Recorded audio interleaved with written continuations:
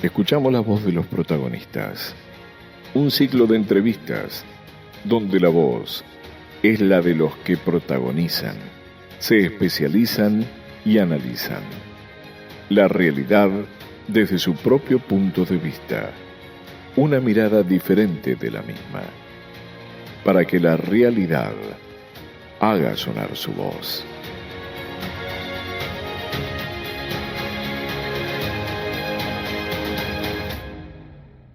Hola, ¿cómo les va? Bienvenidos. La voz de los protagonistas nos convoca para un segundo capítulo. ¿Cómo estás, Sofi?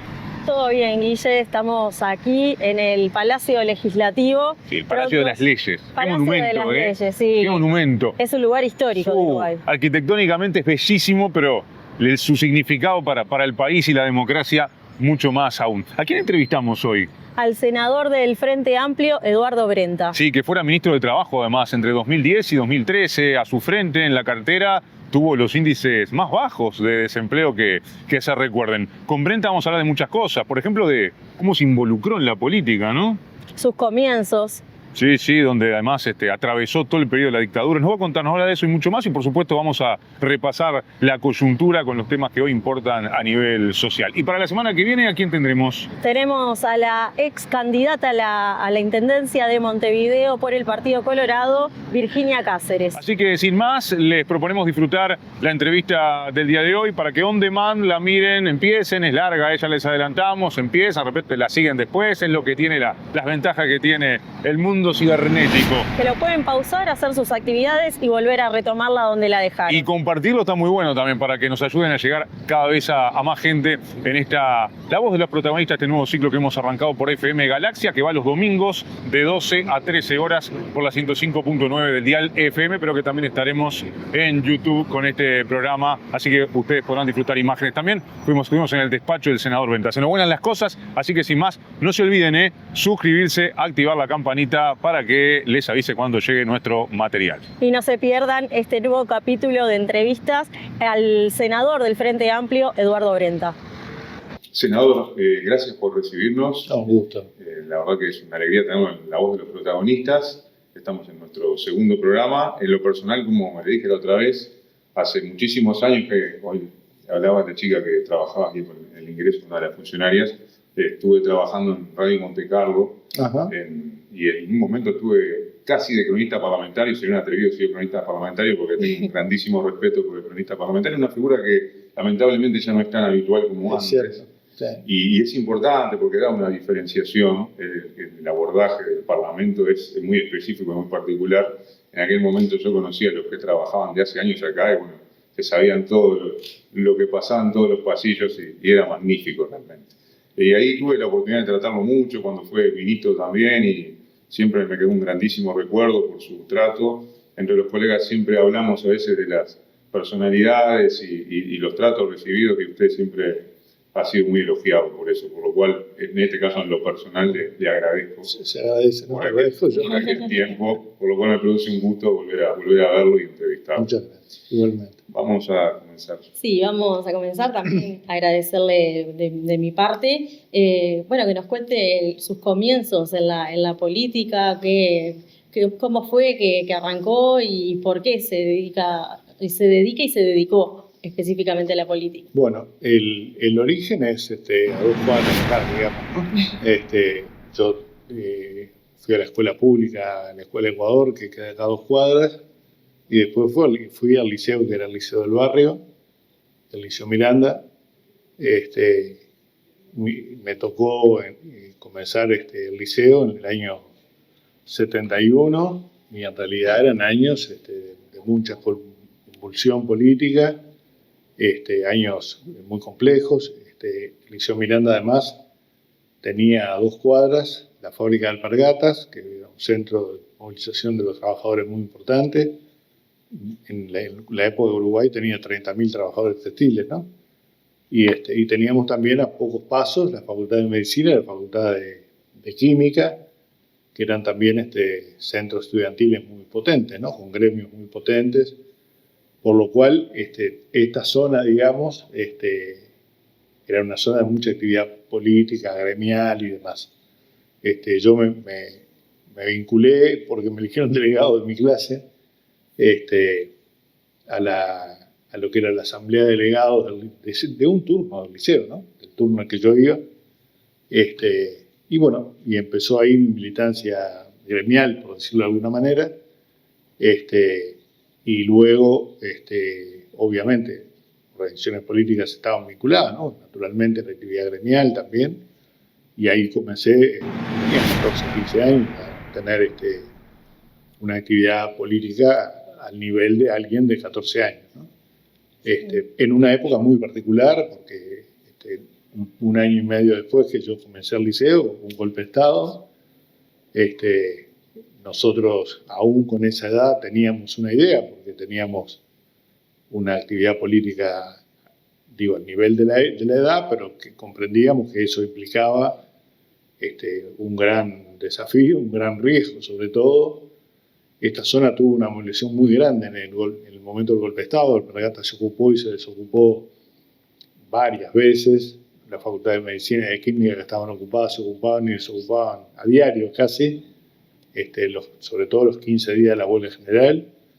Y eso fue como una especie de bautismo, digamos, con todo lo que eso implicaba para un gurí que era un gurí del barrio, digamos. ¿Se hablaba de política en su casa?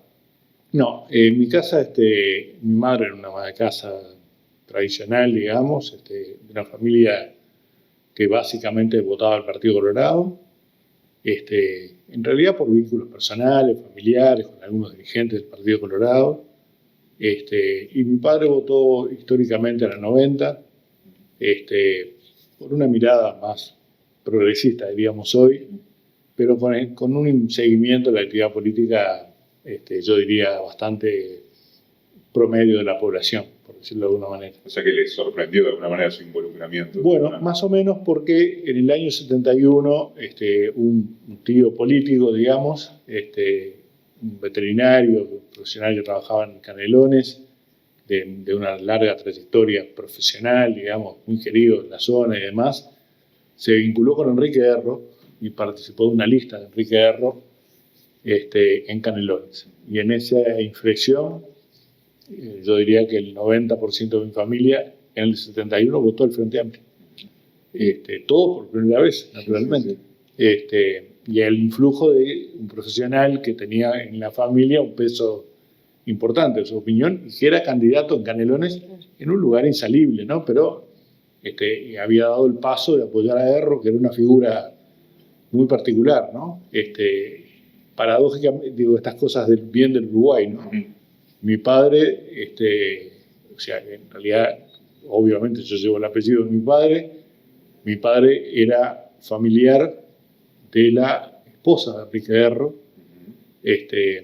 con la cual no se sabía muy bien cuál era el vínculo, pero yo recuerdo que una vez fuimos a visitar, recordemos que el desafuero de Erro fue la excusa del golpe de Estado, ¿no? Sí, claro. Recuerdo sí que fuimos un día a visitar a la Unidad Popular, o Unión Popular, era el sector político de Erro, que tenía una casa muy identificable, pues esa esquina de Cerro Largo y Rondó, que tiene escalones, ¿no? No sé si usted ubica la esquina. Ese era el local de Unidad Popular, y yo recuerdo de niño fui una vez con mi padre a saludar a Erro, al que yo esperaba ver como una figura, ver a un senador, ver una cosa, y encontré un tipo vestido con un saco bastante gastado, con una camisa y una corbata finita, que en realidad yo no conocía para nada la historia de Erro. Después, mucho más adelante, después de la dictadura y demás, me vinculé a la viuda de Erro, y el salón de actos del Ministerio de Trabajo, que no tenía nombre, cuando me tocó llevar adelante el ministerio, el gobierno del Pepe Mujica, al salón de actos le pusimos a Enrique Erro, porque Enrique Erro había sido ministro de Trabajo e Industria, luego esos ministerios se separaron, pero en esa época Erro era el ministro de Trabajo e Industria, hasta que en el 50 por el 60, se fue del gobierno y transitó por otras vías y hizo un acuerdo con el Partido Socialista en el año 62. Y curiosamente tiene el ministro de Trabajo en el gobierno de Mujica que había iniciado con él. Exactamente. Digo, tengo una foto con Mujica descubriendo la placa que decía Salón de Actos Enrique Arro. ¿Quiénes son sus mayores referentes o influencias que tuvo en el ámbito tanto dentro como fuera de la política uruguaya? Bueno, en la política uruguaya fue Héctor Rodríguez, ¿no? Héctor Rodríguez fue un dirigente sindical histórico, fundador de la CNT, allá por la década del 60, y fue uno de los 4 ciudadanos independientes que recorrieron el país en lo que después Sereñi llamó la admirable alarma, ¿no? Donde convocaban a los uruguayos de todos los partidos a participar en algo nuevo, que todavía no se sabía bien qué era, pero que era una convocatoria, un espacio de unidad de las fuerzas de izquierda, digamos, de la época, más otros sectores, ¿no? En paralelo venía también otro proceso, ¿no? Que era el acuerdo de la 99 con el Partido Demócrata Cristiano, que fue también otro precedente del Frente Amplio, pero ellos recorrieron el país en grandes asambleas, ¿no? Donde se discutía de todo un poco, digamos, y Sereñi llamó a esto la admirable alarma, ¿no? Comparándola, porque en realidad en ese escenario también, por ejemplo, surgió la discusión de si el Frente Amplio iba a ser un acuerdo de sectores políticos o en realidad iba a ser lo que finalmente por suerte fue, que fue una coalición y un movimiento, ¿no?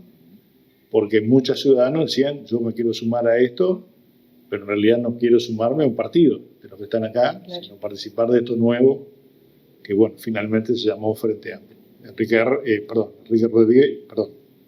Rodríguez fue una figura clave en eso, y generó una experiencia bastante poco conocida en el Uruguay, quizás escasamente conocida, que fue la creación de los grupos de acción unificadora, un sector que tenía, digamos, 2 vertientes de alguna manera, una muy fuerte proveniente del movimiento obrero, digamos, que era la que lideraba Héctor Rodríguez y dirigentes sindicales fundamentalmente textiles, pero también de otros sectores, y otra corriente de ciudadanos que venían de otras organizaciones políticas, algunos de raíz cristiana y demás, como Enrique Rubio, Martín Ponce de León, y otras figuras que luego fueron parte de nuestros gobiernos. Eso confluyó en lo que se llamó los grupos de acción unificadora, que nunca presentaron lista, por ejemplo, porque entendían que su objetivo fundamental era generar los acuerdos que permitieran unificar a la izquierda, digamos. Entonces, en el año 71, los militantes de los GAU, obviamente no, porque no tenían la edad suficiente, pero optaron por votar distintos sectores del Frente Amplio, particularmente los que en esos años fueron gestando algo que se llamó la corriente, ¿no?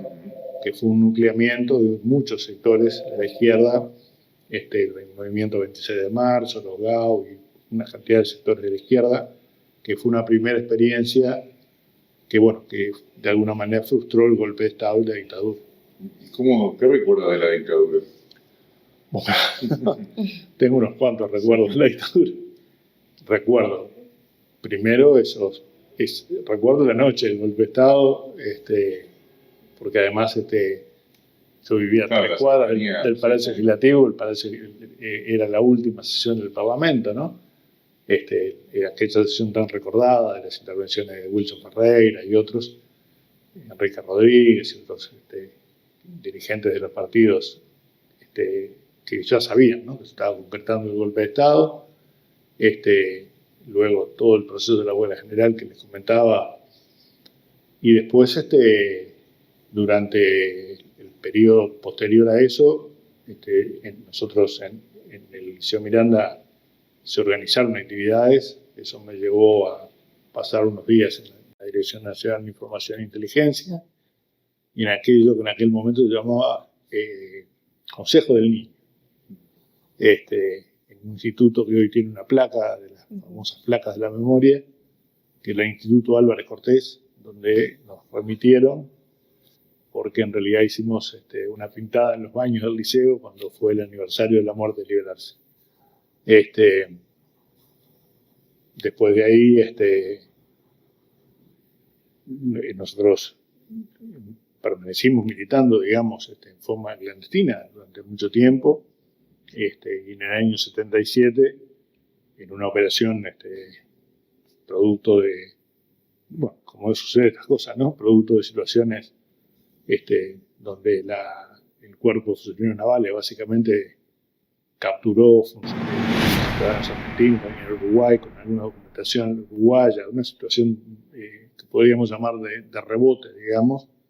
Llegaron a lo que era el funcionamiento de los GAU, y de alguna manera eso tuvo como consecuencia unos 30 procesamientos de militantes de los GAU en Uruguay y más de 20 compañeros desaparecidos en Buenos Aires en un operativo simultáneo que condujo al que ayer procesaron por segunda vez con prisión perpetua al capitán Trócoli, que fue digo capitán porque era el capitán en aquel momento, que era el jefe del Servicio de Inteligencia del Cuerpo de Fusileros Navales y que terminó llevando adelante la OCOA, ¿no? Que es la Organización de Coordinación contra las organizaciones populares y de izquierda que evidentemente trabajaron conjuntamente en Uruguay y en Argentina.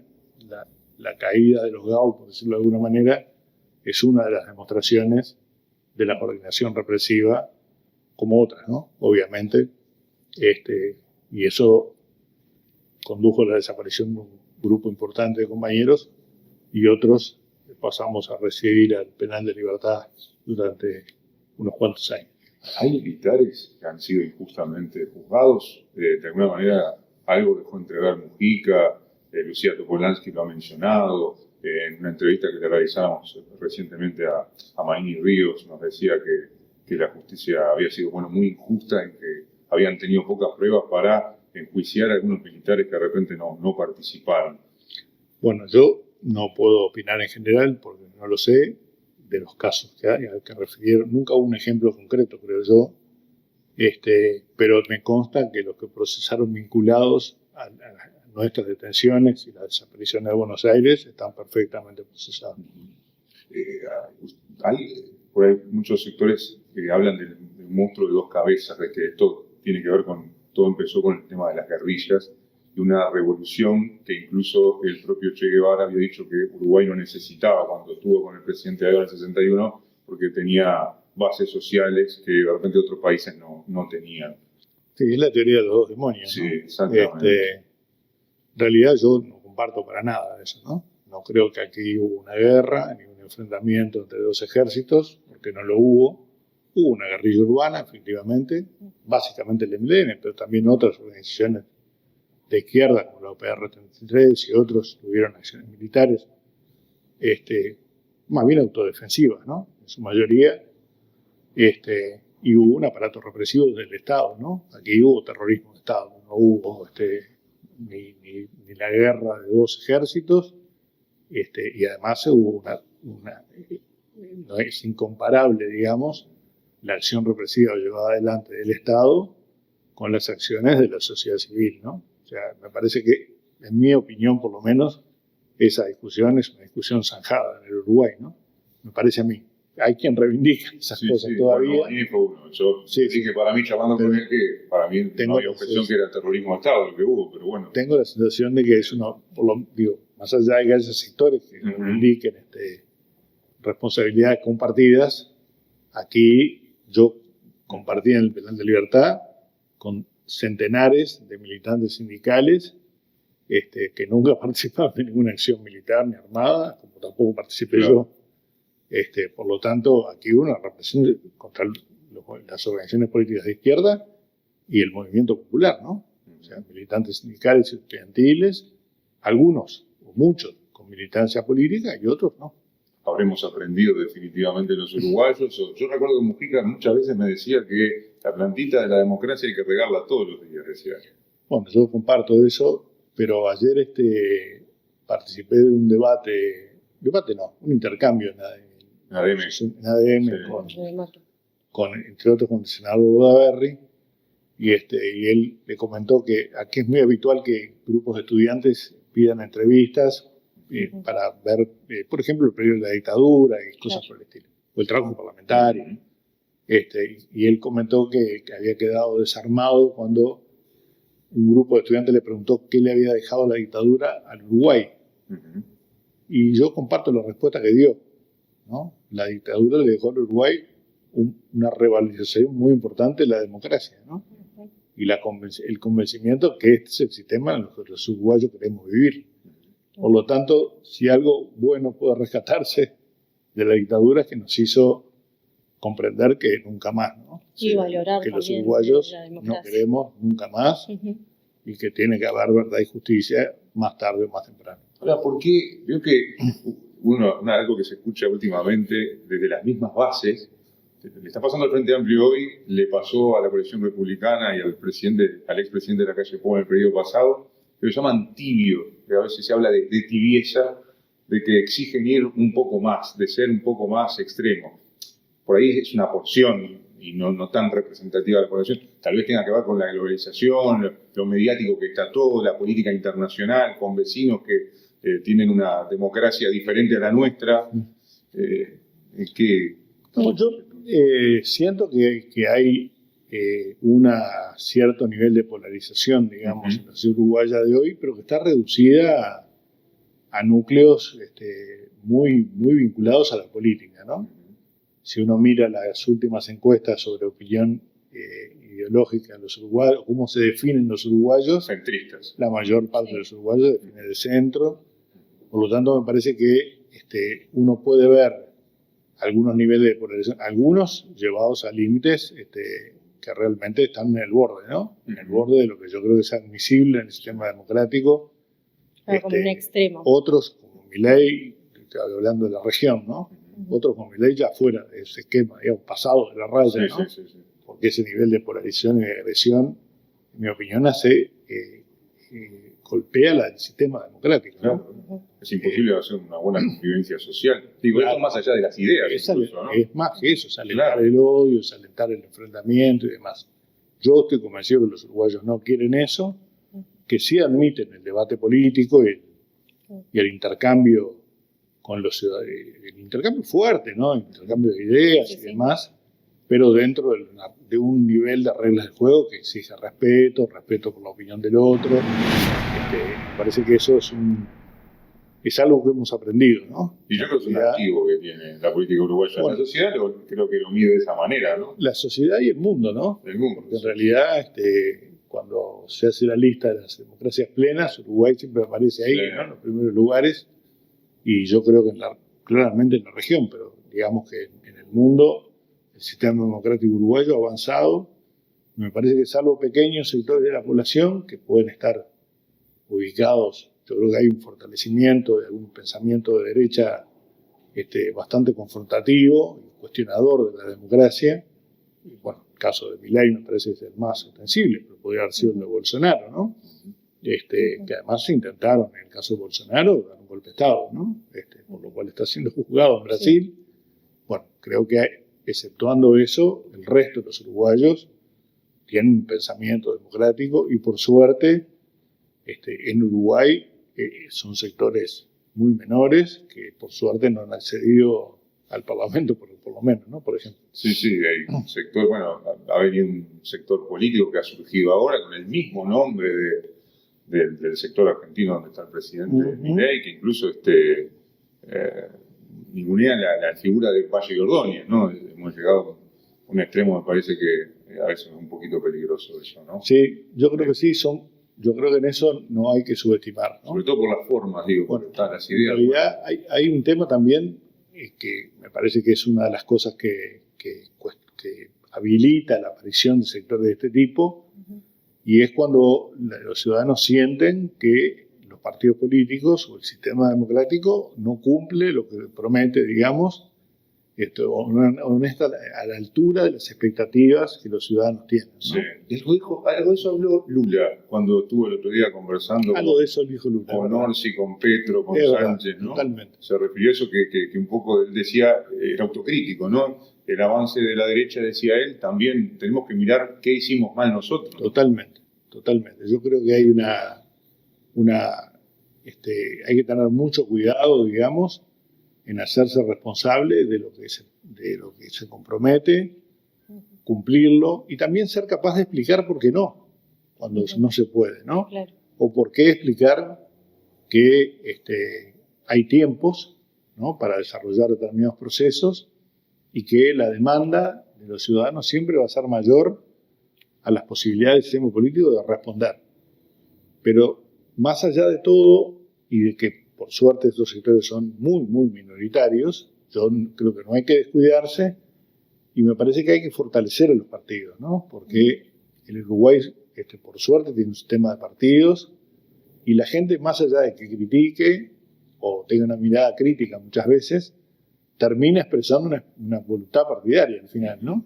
Y termina yendo a votar. Yo soy de los convencidos que si el voto en Uruguay no fuera obligatorio, votaría mucha gente igual, ¿no? Quizá un poco menos de lo que vota porque es obligatorio, pero yo creo que mucha gente votaría porque los uruguayos tienen, por suerte, en mi opinión, un nivel de interés en la política alto, que incluso se expresa quizá de manera, a veces se dice, bueno, en realidad esto ha decaído. Bueno, veamos cómo se expresan los jóvenes, por ejemplo, el interés por la agenda de derechos, para decirlo de alguna manera, ¿no? Cuando uno ve la marcha del 8M, cuando uno ve la marcha de la diversidad, cuando ve la marcha del 20 de mayo, ve una presencia de jóvenes que impacta, Sí. ¿no? Bueno, entonces, ¿hay interés o no hay interés de los jóvenes en esos temas? Y esos temas son parte de la discusión política habitual de los uruguayos. Me parece que quizá no se expresan de la forma tradicional, por decirlo, o habitual, pero sí se expresan cuando encuentran De esa manera. un momento en el cual sienten que ahí tienen que estar. Sí, un respeto genérico. Ahora, ¿no les parece que, por ejemplo, esto que sucedió en una de las facultades, donde se colocó la bandera LGBT en lugar de la bandera antigua al lado del pabellón nacional, no creo que eso a veces causa cierta ofensa, porque son los símbolos patrios? Yo creo que eso produce a veces rechazo, ¿no? Sí. Cuando uno quiere ganar una causa, y ganar una causa... Una cosa muy justa. Yo milité a nivel sindical y si alguna cosa aprendí es que los conflictos se ganan en la opinión pública, ¿no? Claro. O sea, en realidad el conflicto se resuelve a favor de los trabajadores cuando los trabajadores convencen a la ciudadanía de que sus reivindicaciones son válidas, justas. Bueno, esto es lo mismo, ¿no? Hay acciones que yo creo que convencen a la población de la justicia, de la reivindicación, y hay otras acciones que en principio generan rechazo y no colaboran en eso, que es aumentar la cantidad de gente que opine. A ver, en el Uruguay, en materia de derechos de los ciudadanos, se ha avanzado sustantivamente, ¿no? Más allá de que ha habido intentos de recorte de algunos de estos derechos, me parece que hoy están implantados en la ciudadanía, ¿no? ¿Hubo intento de recorte de los derechos en el gobierno pasado? Yo creo que en el gobierno pasado hubo, sí. Claro, pero había batallas ganadas en la opinión pública, por eso la referencia anterior. O sea, discutir la interrupción del embarazo en el Uruguay era imposible, me parece. Discutir el matrimonio igualitario en el Uruguay era imposible. Estaba instalado en la sociedad y las amplias mayoría de los ciudadanos opinaban que eso era justo.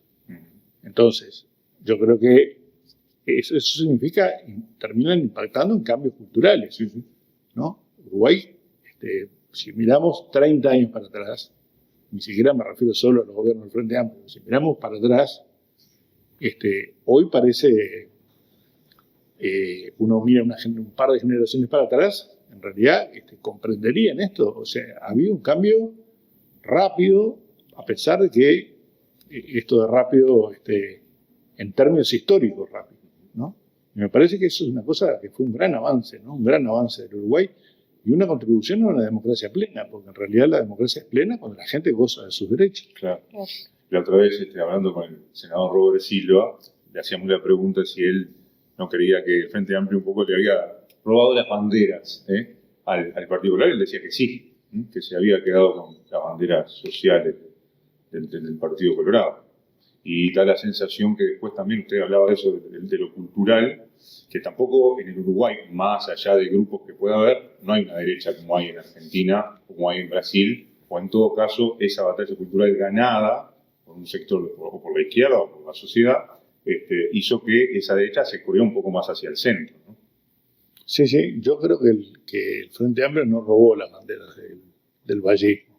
El Partido Colorado las perdió, ¿no? En realidad, durante largos periodos, uno no escuchaba a dirigentes del Partido Colorado hablar de Valle de Ordóñez, por ejemplo. Y es cierto que buena parte de la agenda social del vallismo en la primera etapa, digamos, terminó expresándose a través del Frente Amplio, ¿no? No es casual que el Frente Amplio esté lleno de figuras fundadoras e históricas, como Álvaro Roballo, como Salvador Michelini y tantos otros, digamos, que en realidad venían de la historia del compromiso social del vallismo, digamos, ¿no? Cuando el Partido Colorado abandonó esas banderas, esos ciudadanos vinieron al Frente Amplio. Uh-huh. Y a nivel, ¿por qué cree que esta expresión de tibieza, el presidente del Frente Amplio lo dijo, Fernando Pereira, las bases nos están reclamando algunas otras cosas, tenemos que escuchar un poco más las bases? Bueno, yo creo que escuchar las bases, Fernando, es un ejemplo de alguien que ha escuchado las bases en forma militante, permanente, digamos, ¿no? Su tarea de recorrida permanente del país y demás, fue un elemento que fortaleció enormemente la fuerza política. Yo lo he dicho en todos lados, pero que además fue decisivo para que el Frente Amplio recuperara el gobierno. Sí creo que en el Frente Amplio, y esto me ha pasado en muchos comités de base, hay un conjunto de demandas que los ciudadanos tienen, sobre todo después de transitar un periodo en el cual, la verdad, ¿no? Hubo un ajuste que pagaron trabajadores y jubilados, donde hay una demanda de recuperación de eso. Y los tiempos de recuperación están asociados a los márgenes que el gobierno tiene para moverse. Eso en términos me parece, de lo más masivo, digamos, ¿no? Uno querría que el salario real creciera sustantivamente, querría que las jubilaciones mínimas aumentaran sustancialmente. El tema es que el escenario que el país se recibió, ayer, no lo digo yo, ayer un cuadro que presentó el senador Bordaberry comparaba el déficit fiscal, y el déficit fiscal del último gobierno fue el mayor, ¿no? Mayor, obviamente, que todos los gobiernos del Frente Amplio, incluido el último, ¿no? Cuando la promesa era bajar el déficit fiscal. Entonces, eso le hace mal a la política, pero además limita las posibilidades del gobierno siguiente. Y si además del déficit fiscal, que iba a ser del 2,8 y fue del 4,2, le sumamos que aparecieron más de $1.000 millones de deudas que no sabíamos que existían, bueno, yo creo que es comprensible que la respuesta, ¿no?, a las demandas no pueda ser en los tiempos en que uno desearía, igual que los compañeros que reclaman que esto sea más profundo y más rápido. Ahora, a nivel macroeconómico, ¿puede ser que no haya tantas diferencias ideológicas? Yo creo que hay aspectos quizá comunes, ¿no? Bordaberry lo decía en ADM, ya no se discute el déficit fiscal, sí. No se discute el fondo, el Banco Mundial. Bueno, a ver, ya no se discute que es bueno tener una inflación baja, porque en realidad es una herramienta que permite recuperar salarios y jubilaciones con más facilidad. Es bueno es imprescindible tener estabilidad macroeconómica, ¿no? Porque en realidad un país que se desbarranca, miremos del otro lado de la orilla, ¿no?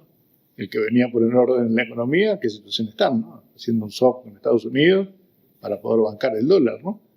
Entonces, yo creo que inflación baja, equilibrio macroeconómico y demás, hoy son consensuales en el Uruguay. No es consensual, por ejemplo, cuando frente a un alto déficit hay que ajustar aspectos de la economía, ¿no? El gobierno anterior optó porque ese ajuste se hiciera básicamente con salarios y jubilaciones, que fueron los que transfirieron los recursos para en un periodo equilibrar el déficit. Después se desbarrancó.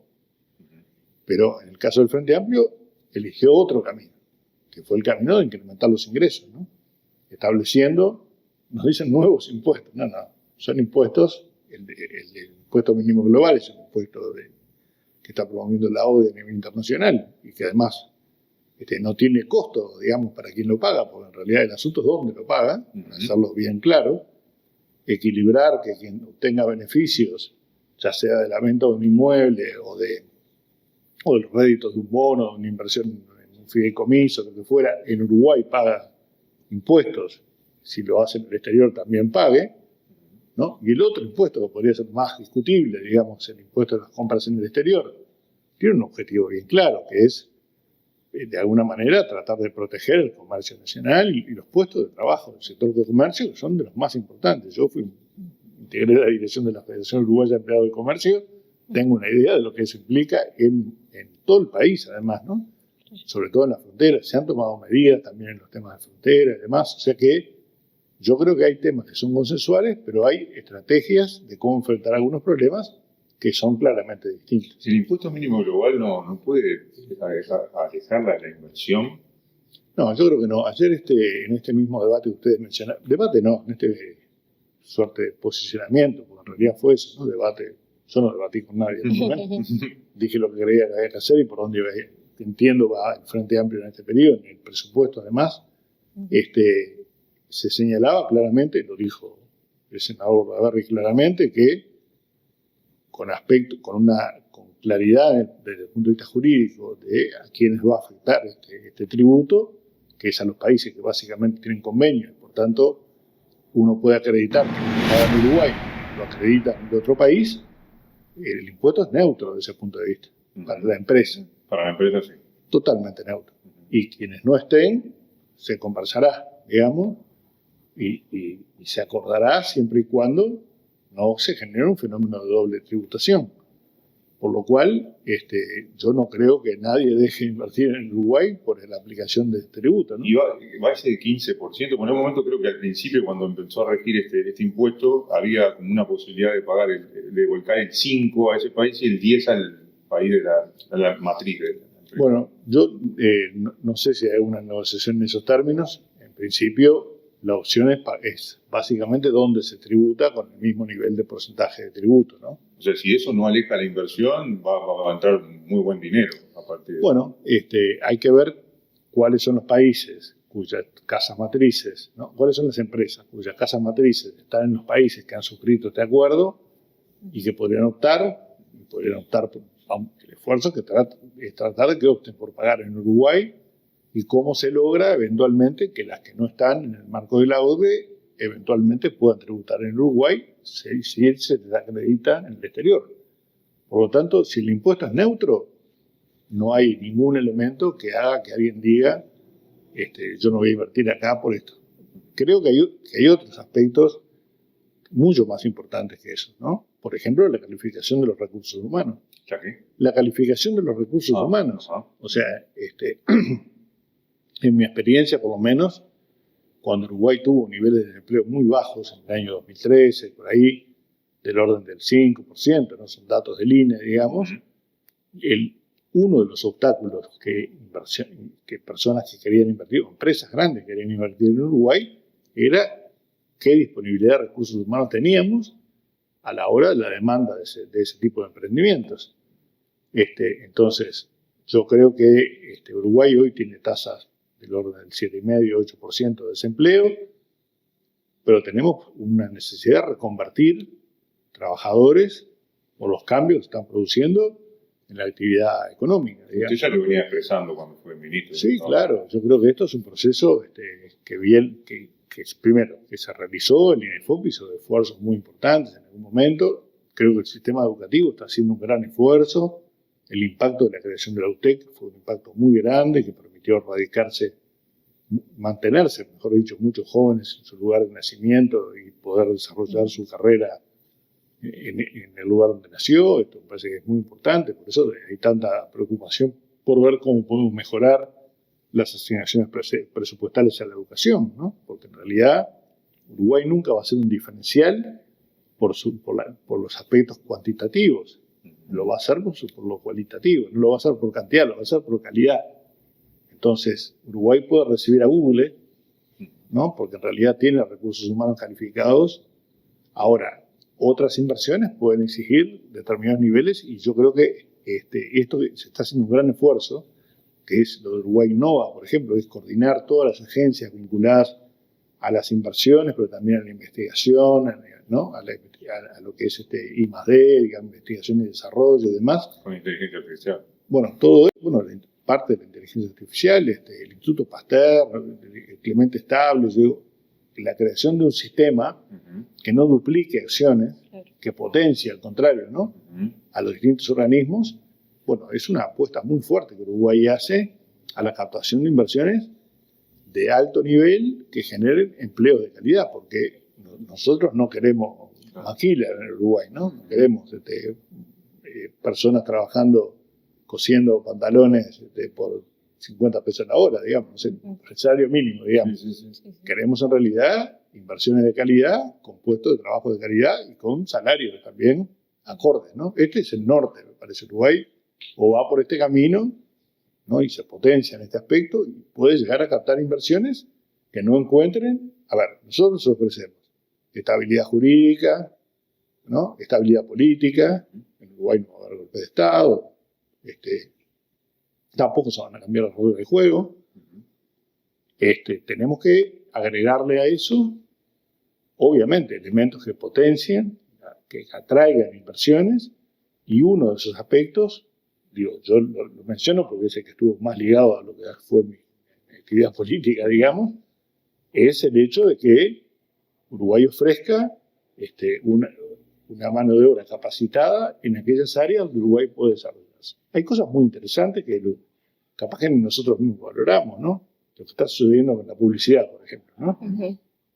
Si uno recorre Montevideo un fin de semana, es difícil que no encuentre un set montado donde se está haciendo una publicidad para una marca internacional.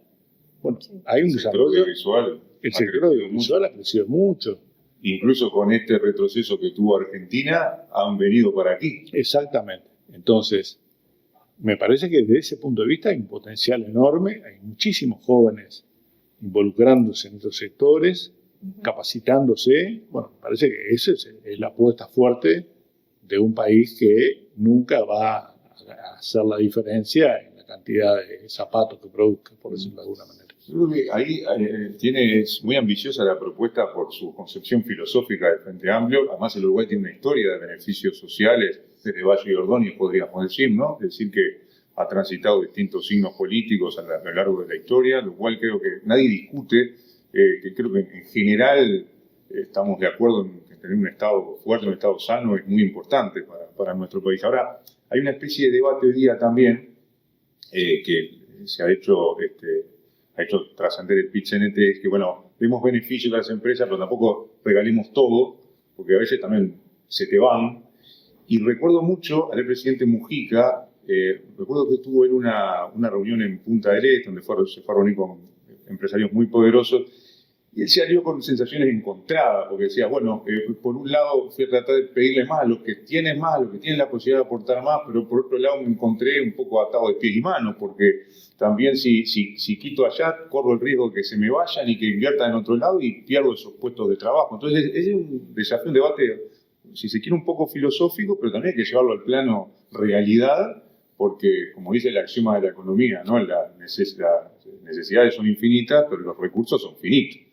Y vaya que ustedes lo saben porque están abordando el presupuesto quinquenal. Sí, yo creo que entiendo que haya un cuestionamiento o esté en discusión, que me parece bien, ¿no? Sí. El debate sobre las exoneraciones, ¿no?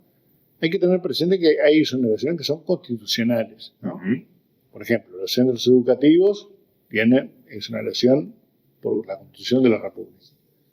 Los cultos, los diversos cultos tienen exoneraciones que son constitucionales. Yo tengo una duda en eso, que en algún momento trabajé, que es si en algunas áreas de lo que es las distintas religiones que hay presentes en el Uruguay, si efectivamente todas lo son, o algunas son especies de empresas, ¿no? Pero bueno, es una discusión muy compleja, extremadamente compleja. Pero esas exoneraciones implicarían una reforma constitucional, ¿no? Lo cual todos sabemos es un proceso muy complejo. Después hay exoneraciones que se establecen a través de la Comisión de Aplicación de la Ley de Inversiones, que van cambiando. En el periodo del gobierno de Mujica, por ejemplo, la exoneración por cantidad de puestos de trabajo, que en realidad era la que la mayoría de las empresas usaban para obtener exoneraciones, nosotros vamos a crear tantos puestos de trabajo, se sustituyó por una tabla de niveles salariales. ¿Por qué? Bueno, porque por esto que decía recién. Porque primero teníamos un desempleo muy, muy bajo y queríamos que vinieran inversiones que buscaran fundamentalmente mano de obra calificada con niveles salariales acordes. Entonces, en vez de ser cantidad de puestos de trabajo, pasó a ser, a través de esa medición, porque de alguna manera había que medirlo, calidad de los puestos de trabajo, ¿no? O sea, que esto se puede mover, esto es una ley, ¿no? Y decretos, por lo cual nuestra orientación en materia de desarrollo productivo tiene que estar acorde a las coyunturas, ¿no? Yo creo que hay cosas firmes, lo que decía al principio, estabilidad jurídica, estabilidad política y demás, que son valores que no se encuentran en todos lados, ¿no? Uno puede instalarse en algunos países donde casi no hay impuestos, por ejemplo, pero también donde un día para el otro los propian, ¿no? Y chao, ¿no? Y hay algunos ejemplos cercanos, ¿eh? O se encuentra con estados cuya fragilidad es tan grande que en realidad el gobierno es una especie de estado, no quiero usar un término que Mujica usó una vez y generó gran revuelo, que fue estado fallido, no quiero decir estado fallido, pero él le refirió a otro país, ¿no? Pero tenemos en la región países que han captado inversiones a costa de no tener políticas públicas, por ejemplo. No hay impuestos, pero tampoco hay políticas públicas. Entonces, en realidad, el Estado es una especie de controlador menor, porque en realidad ni siquiera tiene herramientas para ejercer el control, ¿no? Y una economía que se desarrolla casi sin reglas de juego, ¿no? Yo no quiero eso. Usted hablaba de expropiaciones. ¿Por qué la izquierda uruguaya, que siempre ha sido tan particular, por qué quedó tan atada a Maduro y al régimen venezolano? Bueno, yo creo que nosotros tuvimos una experiencia que fue un vínculo fuerte con el gobierno de Chávez, ¿no? Más allá de que en su momento ustedes recordarán que Sereni nunca quiso recibir a Chávez, ¿no? Porque Chávez había dado un golpe de Estado, Chávez luego fue electo. Sí. Creo que transitó por una decena de elecciones nacionales, de gobernadores, etcétera, que ganó todas.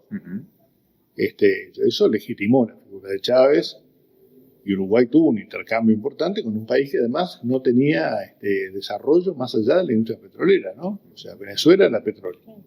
Y el poder estaba en PDVSA, más que en la Casa de Gobierno, digamos, por decirlo de alguna manera. Bueno, eso hizo que hubiera una demanda. Yo recuerdo compra de ganado, fundamentalmente buscando mejorar la genética de la producción ganadera de Venezuela, ¿no? Como compran en el Uruguay. Inversiones de todo tipo, digamos, ¿no?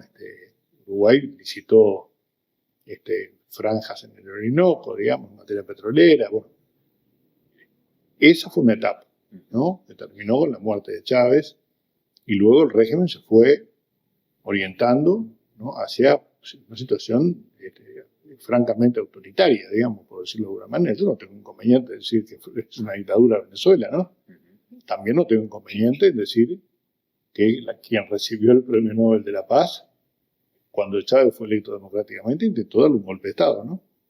Por lo tanto, elegir a alguien que intentó dar un golpe de Estado a un gobierno democrático, ¿no? Porque es un gobierno electo por la ciudadanía y nadie cuestionó ese resultado electoral, nadie en el planeta entero.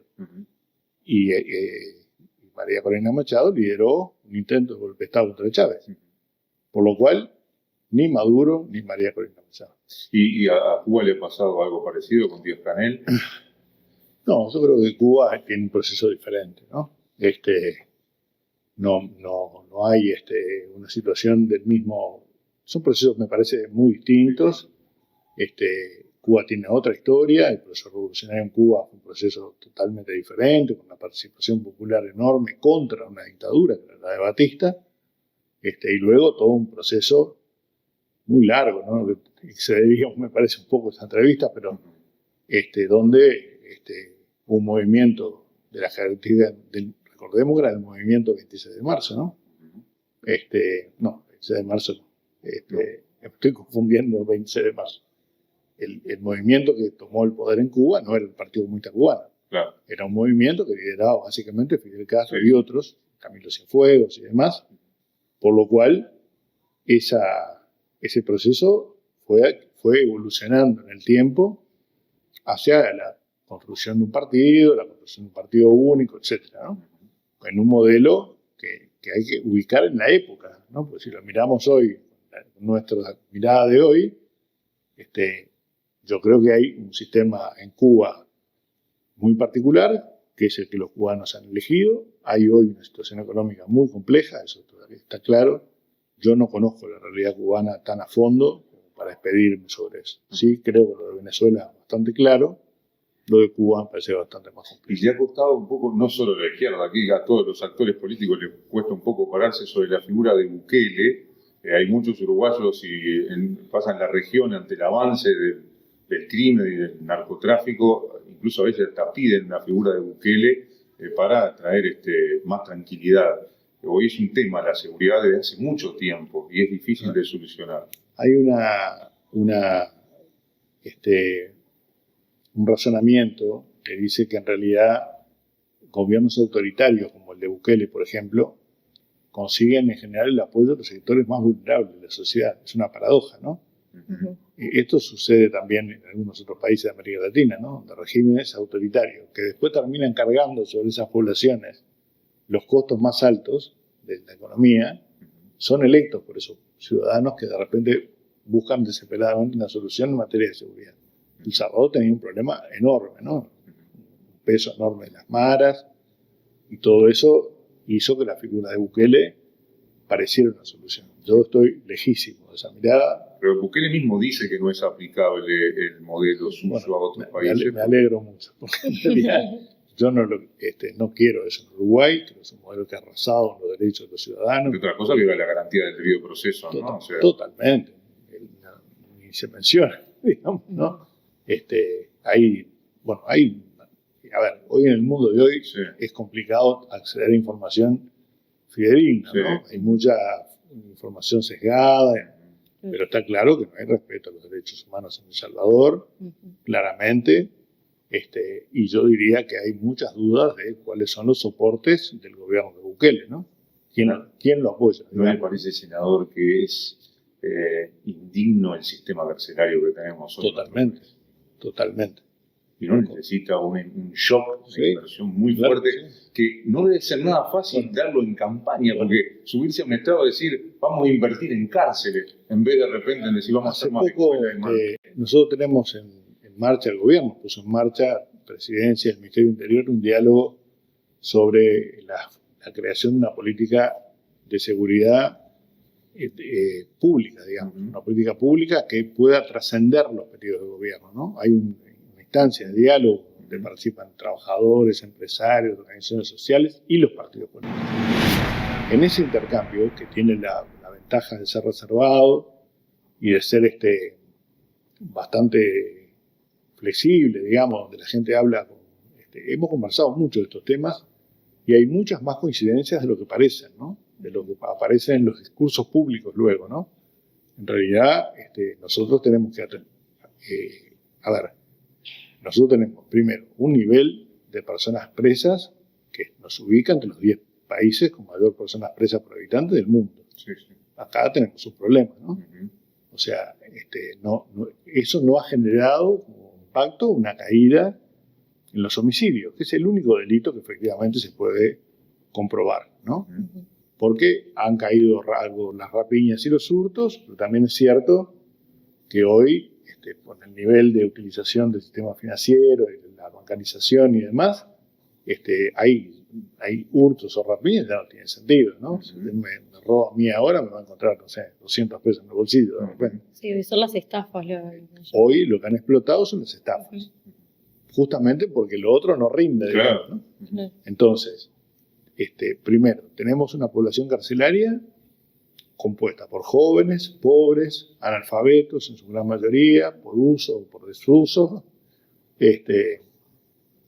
Esta no ha sido, o sea, el incremento de las penas y la cantidad de gente presa no ha sido la solución, porque tuvimos en el año 24 la mayor cantidad de homicidios de los últimos, no sé, 30 años. Además, espiritualmente viola la Constitución, porque viola la Constitución, lo que busca es rehabilitar, no como el castigo, solo como castigo. Por eso nosotros entendemos, primero, que esta política tiene que cambiar en el sentido de que no queremos más jóvenes que robaron una gallina en la cárcel, digamos, con penas de prisión. Hay que empezar a trabajar en medidas sustitutivas o alternativas a la prisión para que efectivamente haya un espacio de rehabilitación. Pero hay que tener cuidado también, senador, porque al mismo tiempo mucha gente se indigna porque se ven en las crónicas policiales que de repente hay 2, 3, 4 antecedentes. ¿Cómo una persona de 20 años con todo este antecedente estaba libre? Bueno, se pregunta el ciudadano. Yo lo que digo es que esa persona seguramente pasó por la cárcel en varias oportunidades y cada vez salió peor. Y sí, pero porque por en el realidad, Estado también.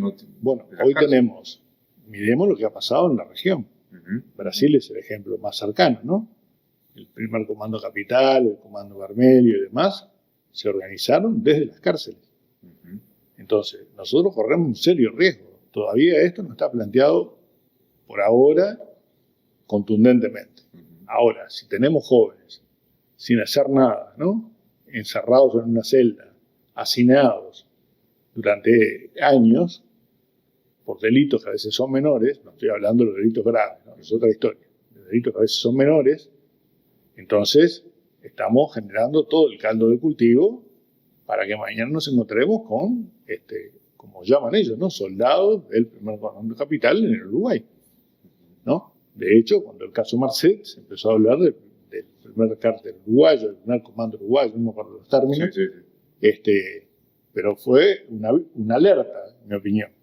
Entonces, tenemos que tener una política donde las medidas sustitutivas puedan funcionar. Hoy hay hasta elementos tecnológicos que podrían ayudar mucho, por ejemplo, la prisión domiciliaria, ¿no? Esto, se recuerdo, lo manifestó en una oportunidad el ministro Martinelli, ¿no? Que es ni siquiera el patrullero en la puerta, ¿no? Que es imposible porque no hay recursos para hacer eso en ninguna parte del mundo, pero hay mecanismos por los cuales, utilizando tecnología, se puede controlar que la persona cumpla efectivamente la prisión domiciliaria. Bueno, hay herramientas técnicas, se puede hacer.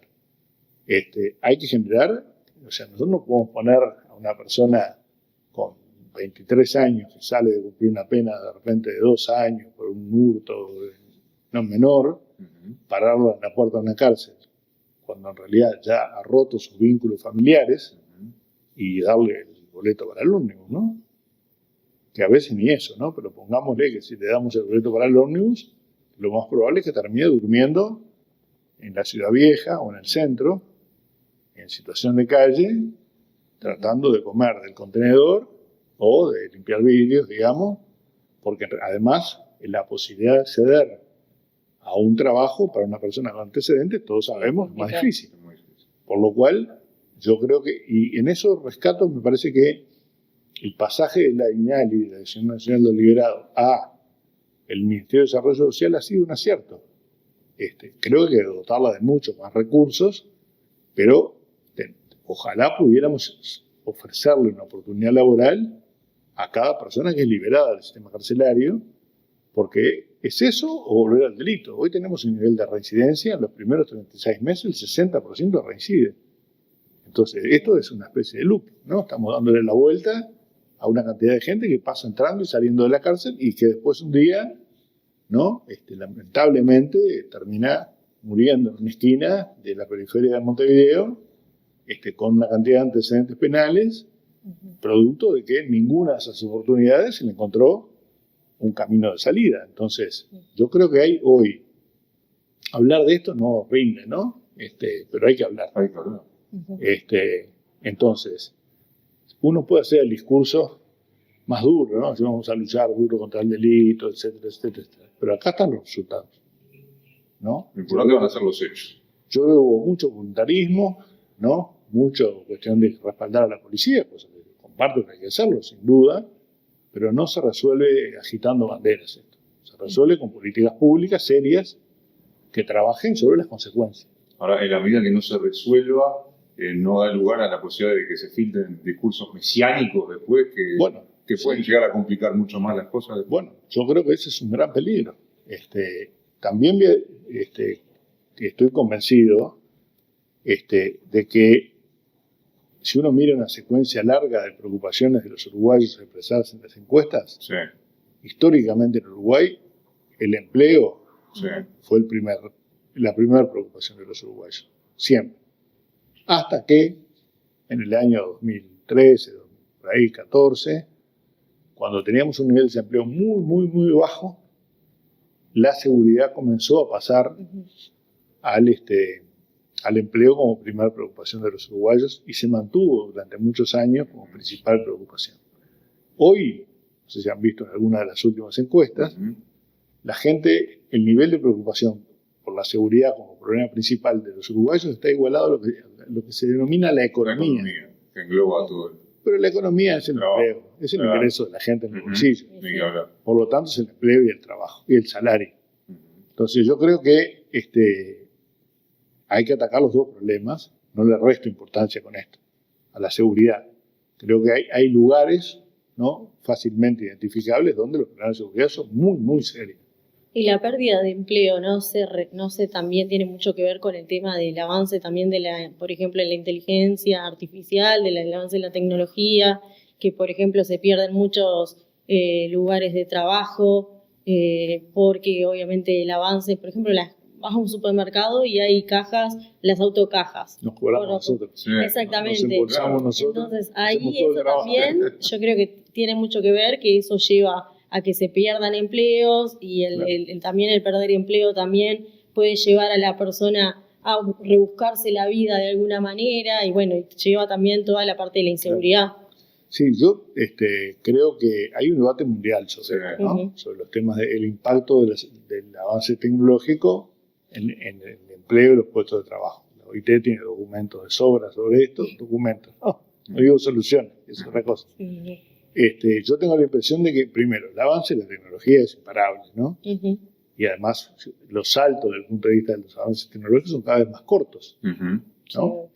Los cambios son cada vez más, en lapso de tiempo, cada vez más cortos. Por lo tanto, pararse hoy en la opción de cuestionar el avance tecnológico sería como romper las máquinas en la época, ¿no?, de la revolución industrial, ¿no? La primera reacción fue romper los telares, los telares se siguieron para adelante. Hay que subirse a ello, ¿no? Exactamente. Yo creo que esa solución está descartada. Entonces, ¿cuál es la alternativa? Bueno, la alternativa es, en realidad, muchas, en debate. La reducción de la jornada laboral es una discusión que para mí es válida, que hay que dar, ¿no? Que implica una mejora de la productividad, pero si la productividad se mantiene con la seguridad del trabajo y se mantienen los puestos de trabajo, ¿cuál es el problema? De hecho, en los países que se está aplicando hay muy buenos indicios. Bueno, en Uruguay hubo experiencias. En el año 2012, por ahí, hicimos un acuerdo con la Cámara Metalúrgica y con la UNRWA para hacer una experiencia en 12, 13 fábricas de reducir la jornada laboral. Y hubo resultados dispares. Hubo resultados donde esto quedó implantado y pasaron una jornada de 6 horas con una remuneración que era la misma y una mejora de la productividad, naturalmente, o sea que se compensaron. Hubo lugares donde se retrocedió por voluntad de las dos partes, porque en realidad no benefició ni a uno ni a otros. O sea, quiero decir, es difícil encontrar para esto una solución global, ¿no? Yo creo que es un debate que hay que dar siendo consciente de que las particularidades de determinados empleos no son las mismas que los otros. Esta es una alternativa. Lo otro es cómo, lo que veníamos conversando al principio, cómo formamos o logramos atraer inversiones nacionales, extranjeras, con participación del Estado asociado. Yo creo que en eso todas fórmulas son de recibo, digamos, analizando cada coyuntura, ¿no?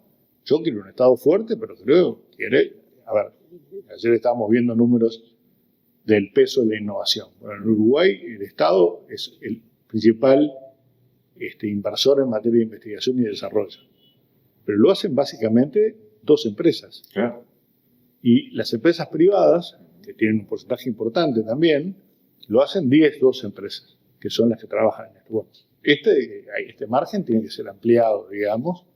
Uruguay tiene que hacer un esfuerzo. Hablábamos de Uruguay Innova recién. No, el gobierno Mujica fue muy impulsor de las PPP, ¿no? Claro. Los público-privados. Por eso, buscar acuerdos entre el Estado, empresas vinculadas a la innovación, al desarrollo, a la incorporación de tecnología, es un esfuerzo que puede ser de las empresas, puede ser del Estado o puede ser conjunto, ¿no? En ese sentido, yo creo que tener un Estado potente que potencie esas políticas, coordinar los esfuerzos para que en realidad no malgastar recursos sobre recursos, no llevar acciones encima de las acciones que lleva otro. Bueno, esto puede significar un salto cualitativo de Uruguay en materia de generación de empleo y por tanto de generación de oportunidades que a su vez replican la posibilidad de disponer de recursos para atender la demanda de los sectores más vulnerables, ¿no? Yo he escuchado hoy una intervención de la presidenta de México, Sí. Donde atacaba la concepción del derrame, ¿no? Algo que fue un debate muy fuerte aquí en Uruguay hace unos años, Sí. ¿no? Que en realidad había que hacer crecer la torta porque la torta derramaba. Entonces ella decía que en realidad el proceso es al revés, ¿no? Que en realidad cuando uno invierte en los sectores más vulnerables de la sociedad es algo así como regar un árbol, ¿no? En realidad eso después repercute en que quien recibe prestaciones que le eliminan, lo hacen pensar en una perspectiva que no incluya el delito, bueno, esa es una ganancia de la sociedad, ¿no? Que lo posiciona al país en mejores condiciones en materia de seguridad, por ejemplo. Entonces, más que esperar el derrame, hay que regar abajo para que en realidad, porque además esos recursos que se asignan en transferencias, por ejemplo, ¿qué terminan moviendo? El comercio de los barrios, la actividad económica de las poblaciones del interior.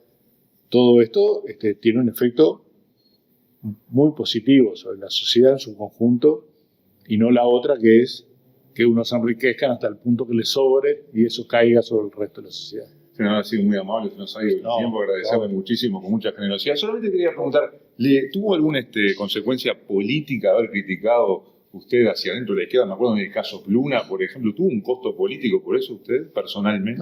No. El Frente Amplio es una organización de hombres libres.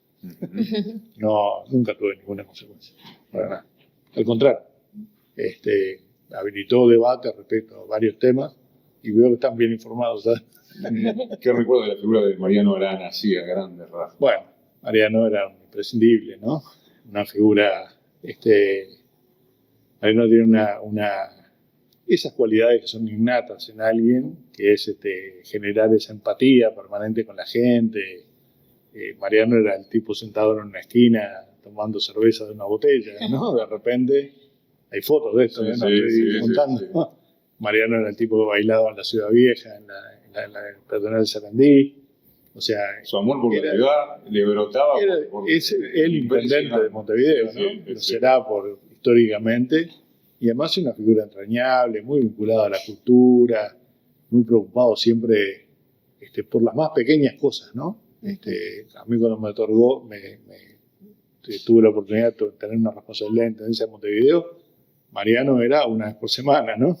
Con su preocupación sobre un tema, su preocupación sobre otro, ¿no? Su preocupación por las artes en general, por la cultura. Yo creo que es una figura histórica, emblemática, no de la izquierda uruguaya, yo creo que de la cultura uruguaya y del Uruguay como tal. Por algo, cada tanto, permanentemente, su figura es recordada en miles, decenas de ámbitos, cuando se hace una obra de teatro, cuando se lo recuerda en la recuperación del Solís, en infinidad de acciones que efectivamente cambiaron la imagen de los uruguayos. Yo siempre recuerdo que el símbolo de Montevideo es mi casa, ¿no? Aquello de compenetrar que la ciudad es nuestra casa, también es un cambio y una transformación cultural muy importante. Y es buena cosa para el país que se rindan tributos, homenaje y que permanezca siempre en la memoria esas figuras políticas, ¿no? Que han hecho engrandecer nuestra cultura. Muchas gracias. No, por mucho tiempo ya. A los muchachos también, a Nicolás y a toda la barra nos atendió muy bien. Muchas gracias. Muchas gracias a usted. Escuchamos la voz de los protagonistas.